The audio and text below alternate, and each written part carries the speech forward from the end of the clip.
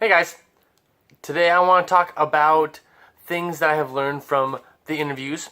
So you may or may not have noticed, but I've been more consistently getting interviews.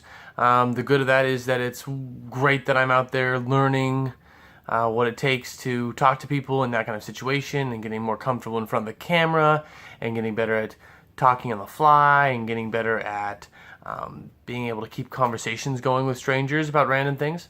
The thing that I think is a little negative about this particular thing is that I haven't been two things. I haven't been focusing on making sure that I'm getting them on camera, which I would prefer. For whatever reason, it just hasn't felt right in the moment, but that could be just me being scared. So that's part of it. And the other thing is about who I'm picking to talk to.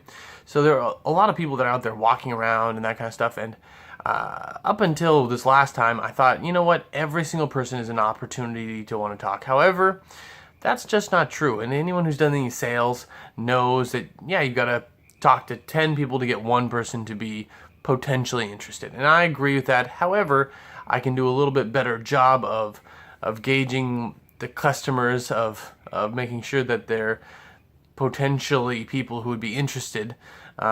Anybody who's got earphones in, I don't tend to bother those people, but like I can probably be a little bit more careful about, not careful, but just do a little bit of a diagnosis before I just start talking to them about that kind of stuff. I also, I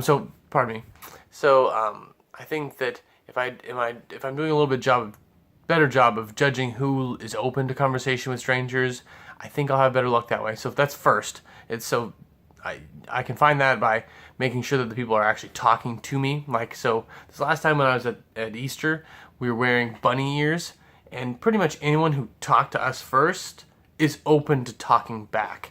And I should have gone more for that than I did. I just talked to everybody, which that's fine, or most everybody.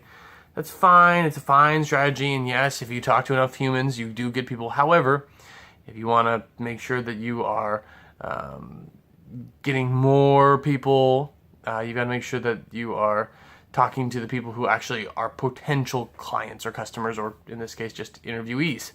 The other thing I want to do is I want to figure out my strategy for how I talk to them so that I can do a little bit better job of communicating that I'm not wanting money, that I'm not trying to do something super awkward, that I'm not trying to, or I mean, some people think it's super awkward, but I come across, my girlfriend says I come across a little bit like a salesperson, and so the way that I interact with it is just the sound of how I do it. It comes off very salesy, and so therefore they think that it's about to be a sales pitch.